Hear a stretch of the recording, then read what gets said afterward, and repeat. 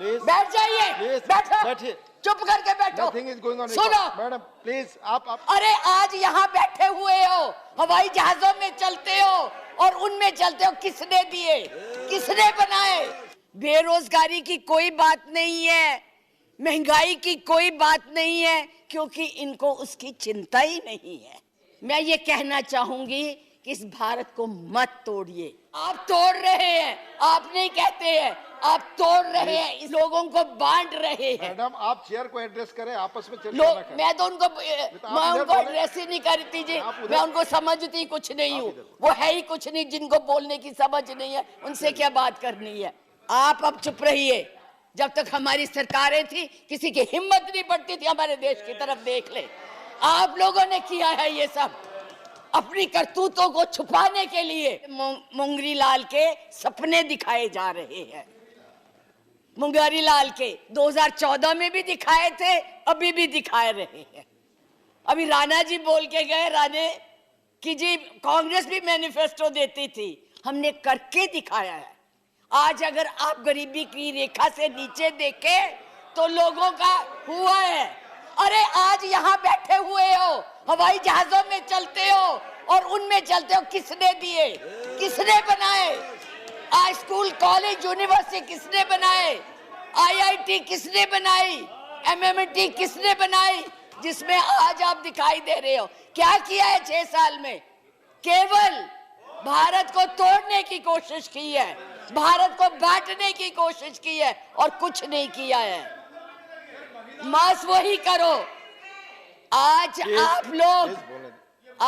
आप लोग इस देश को इस तरह से बांटना चाहते हैं। कुछ नहीं है, ना महिलाओं के लिए है। आज पूरी महिलाएं जो है इस चिंता में है कि हमारा भविष्य ठीक है, हम सुरक्षित है, वहां उनको कुछ दिया नहीं जा रहा। और मैं ये कहना चाहूंगी कि मैं पूछना चाहती हूं, क्योंकि आप बहुत इतिहास के बखेर हुए हैं, मोहम्मद गौरी को किसने बुलाया था? किसने कहा था दिल्ली में आक्रमण करने के लिए? कौन जयचंद था? कौन जयचंद था? महाराणा प्रताप जब हल्दी की घाटी में लड़ रहे थे, किस राजा ने उसकी मदद की अकबर के खिलाफ में? बैठ जाइए, बैठो, बैठिए, चुप करके बैठो।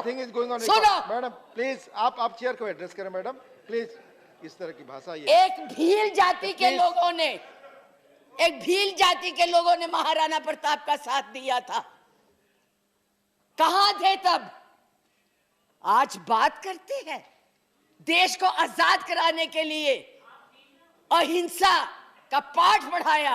आप क्या जाने अहिंसा, जो लाठी लेके तो ट्रेनिंग देते हैं, आज लाठी की जगह बंदूक और रिवॉल्वर आ गए हैं। और हमने सिखाया आपको अहिंसा, आपने सिखाया है जनता को हिंसा, नफरत। पर बोले, इधर बोले, और चेयर को एड्रेस करें प्लीज। आप चेयर को एड्रेस करें। और आज तो मैं उपाध्यक्ष जी देशद्रोही की भी परिभाषा पूछना चाहती। क्या है देशद्रोही की परिभाषा? किसको देशद्रोही कहते हैं?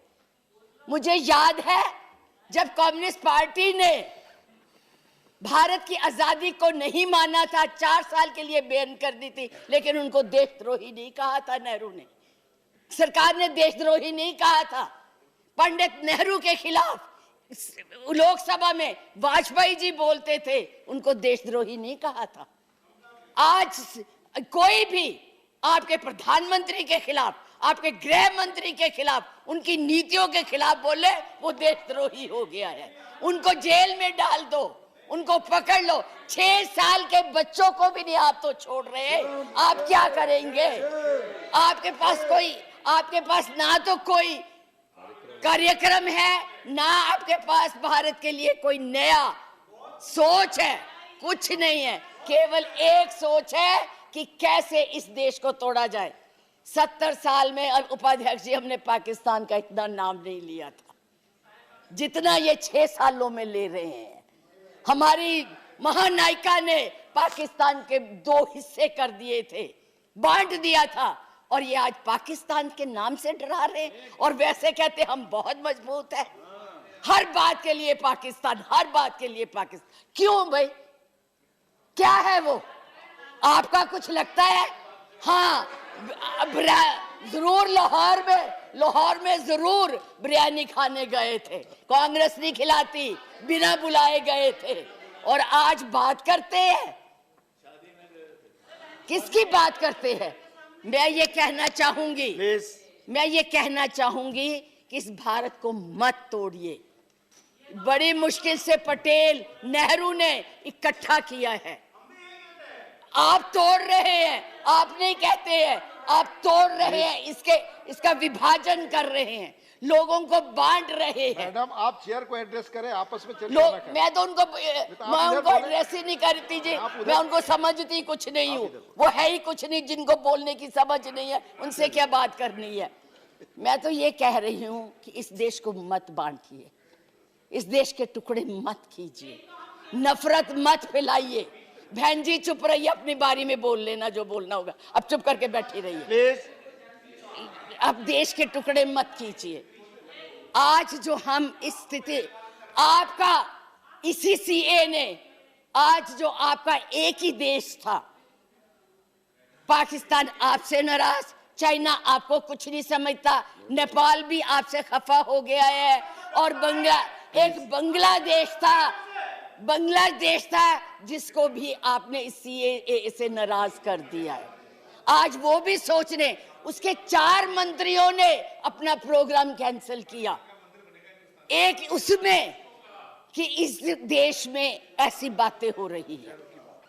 इतना ज्यादा आप कहते हैं कि यूरोपियन यूनियन को हक नहीं है बोलने का, प्रस्ताव लाने का, तो उनके एमपी क्यों ले आए थे? उनको कश्मीर क्यों ले गए थे?